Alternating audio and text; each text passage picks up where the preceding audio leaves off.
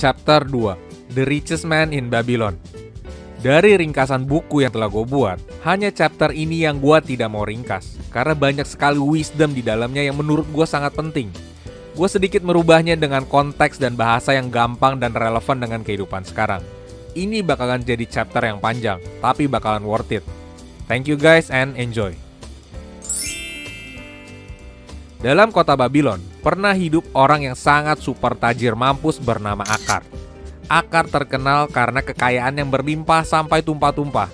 Dia juga terkenal karena kemurahan hatinya, dia suka beramal. Dia juga royal dengan pengeluarannya. Dia pakai baju terbaik, makan makanan terbaik, tinggal di rumah yang besar, jalan-jalan terus. Akar mau semua yang terbaik dalam hidupnya. Tapi anehnya, walaupun royal dengan pengeluarannya, hartanya selalu semakin bertambah dari tahun ke tahun, melebihi pengeluarannya. Bansir dan Kobi, teman kecilnya, disambut kedatangannya oleh Akar. Senang sekali Akar bisa bertemu dengan teman main waktu kecil dulu. Mereka bertanya kepada Akar, "Bro, kok lu bisa beruntung banget sih? Bisa jadi orang terkaya di kota Babylon, punya segalanya yang terbaik. Sementara kita harus berjuang setiap hari untuk menghidupi keluarga kita. Padahal dulunya nasib kita hampir sama loh. Sekolah kita sama, guru kita sama, kita main game yang sama. Nilai sekolah dan kecerdikan lu juga biasa aja, tidak lebih pintar dibandingkan kita. Tapi kok nasib lu bisa lebih hebat, jadi lebih kaya sekarang? Kita perhatikan juga, lu biasa-biasa aja kerjanya gitu loh. Nggak lebih rajin dan berdedikasi dibandingkan kita. Tapi kenapa nasib kita nggak sama? Nasib sungguh gak adil. Lu bisa bernasib baik dilimpahkan kekayaan, sedangkan nasib baik tidak mau melimpahkan kita kekayaan. Akar menjawab keluh kesah temannya. Kalau lu tidak tahu cara menjadi kaya sejak muda, itu karena lu tidak pernah mencari tahu cara sebenarnya menjadi kaya. Atau enggak lu tidak pernah memperhatikannya. Nasib beruntung itu seperti dewi jahat yang tidak pernah mendatangkan kebaikan permanen. Nasib beruntung itu biasanya seringkali membawa kehancuran kepada mereka yang tiba-tiba kaya mendadak. Mereka yang tiba-tiba bernasib beruntung, kaya mendadak, seringkali menghabiskan kekayaan untuk memuaskan hasrat gairah yang dulunya tidak pernah terpuaskan. Ada juga mereka yang tiba-tiba bernasib beruntung, kaya mendadak, jadi ketakutan untuk menggunakan kekayaannya karena takut kekayaannya itu habis dan mereka tidak bisa dapat lagi. Mereka jadi parno takut dirampok, jadi hidup dalam ketakutan dan kehampaan. Tapi ada juga orang yang kaya mendadak dan bisa hidup senang terus sepanjang hidupnya. Tapi ini jarang banget terjadi. Gue cuma pernah dengar cerita orang doang, gak pernah melihat dengan mata kepala gue sendiri. Nah, sekarang coba posisikan diri kalian. Jika kalian tiba-tiba beruntung dan kaya mendadak, mungkin gak kalian seperti mereka, berfoya-foya atau menjadi takut? Teman Akar pun mengakui kalau apa yang diomongin tadi bisa terjadi kepada mereka. Beberapa bakalan foya-foya, beberapa jadi parno, hidup dalam ketakutan. Bansir dan Kobi pun kembali bertanya, "Bro, jadi bagaimana caranya lu bisa mendapatkan kekayaan yang berlimpah?" Akar pun menjawab, "Sejak muda, gue mau hal-hal yang bisa membawa kebahagiaan dan kepuasan. Gue sadar harta berlimpah bisa memberikan itu semua. Harta adalah kekuatan. Dengan harta berlimpah, semuanya bisa terjadi.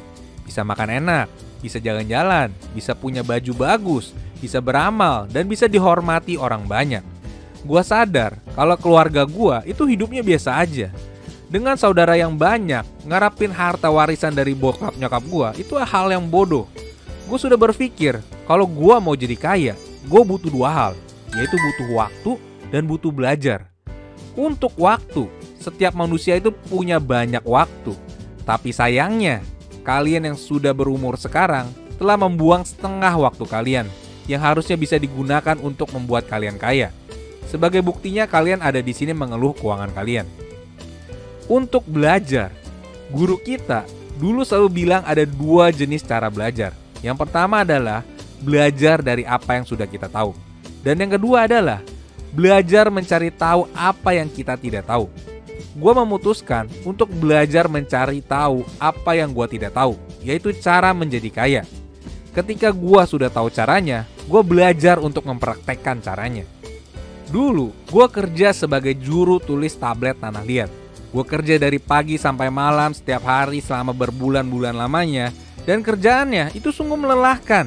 Sampai-sampai setiap kali gue dapet gaji, insting pertama gue adalah untuk self-reward dan memanjakan diri gue yang sudah capek kerja ini. Makan makanan yang enak, cari pakaian yang bagus, dan hal-hal lain yang menghabiskan gaji gue. Tapi gue masih punya tekad kuat dan kemauan kuat untuk mencari tahu cara menjadi kaya. Dan suatu hari gue dapat tugas yang susah banget dengan deadline yang hampir tidak mungkin. Algamis, seorang lintah darat yang bisnisnya kasih orang hutang, datang ke kantor gue dan minta cetakan tablet Tanah Liat yang tulisannya panjang banget. Dan dia butuh cepat lagi, 2 hari harus selesai. Jika bisa selesai dalam 2 hari, gue dikasih 2 kali lipat bayaran. Gue kerja super keras, tapi cetakan Tanah Liatnya tidak bisa selesai dalam 2 hari. Tulisannya terlalu banyak, dan Algamis ketika datang marah besar dan ngancem untuk mukul gue. Tapi untungnya gue dilindungi oleh hukum dan kantor gue. Jadi gue bilang ke Algamis, "Mr. Algamis, kalau gue bisa selesaikan cetakan ini besok pagi, lu ajarin gue cara untuk menjadi kaya seperti lu. Kalau lu mau ajarin gue caranya, gue bakalan lembur kerja malam ini dan besok pagi tabletnya sudah selesai." Algamis tersenyum ketika itu dan setuju dengan tantangan gue. Gue lembur semalaman sampai punggung gue sakit, tangan gue lecet, mata gue sakit karena debu, kepala gue sakit, dan akhirnya tabletnya selesai pada pagi harinya.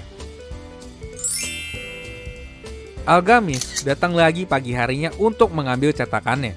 Dia pun menepati janjinya dan bilang begini ke Akar, "Gue bakalan kasih tahu lu sesuatu yang berharga. Karena gue sudah semakin tua.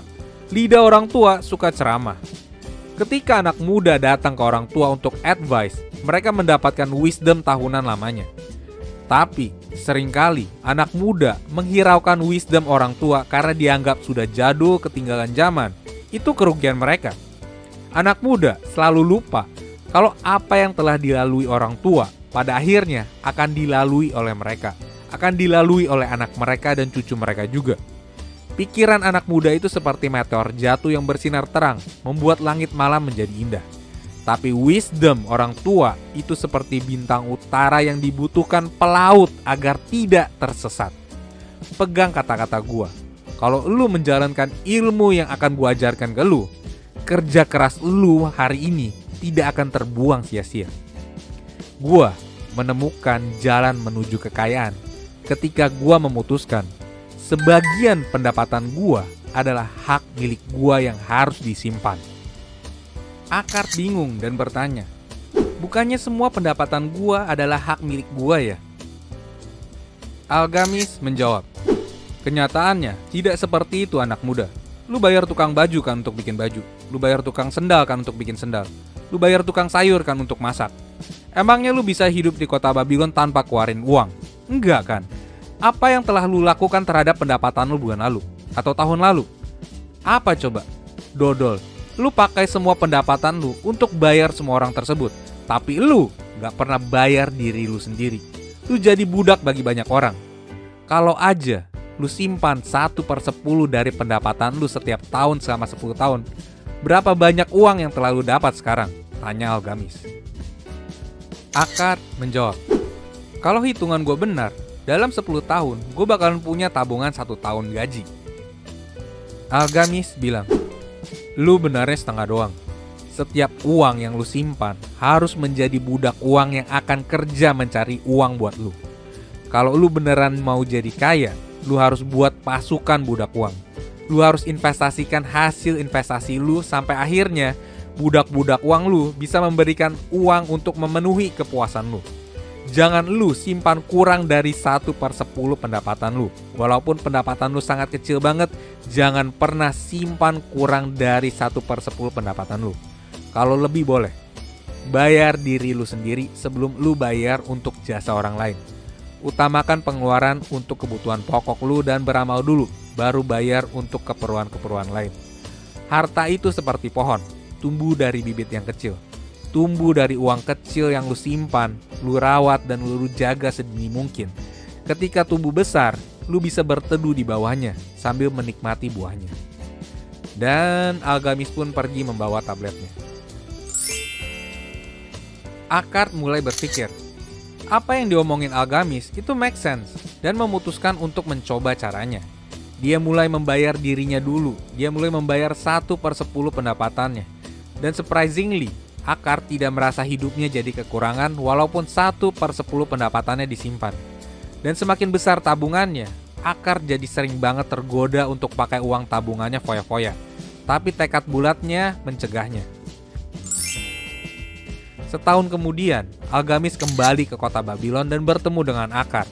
Algamis bertanya, "Bagaimana? Apa lu sudah bayar diri lu dulu? Apa lu sudah bayar 1/10 dari pendapatan lu?" Akar menjawab dengan bangga, "Udah bosku." Algamis bertanya kembali, "Cakep banget dah. Terus lu apain duit tabungannya?" Akar menjawab, "Duit tabungannya gua kasih ke Asmur, tukang batu bata. Dia bilang dia mau pergi ke negeri seberang dan dia bisa bantu beliin batu permata yang langka banget. Nantinya bisa dijual mahal di sini." Algamis bilang, "Goblok. Aduh, emang setiap orang harus goblok dulu baru jadi pinter?"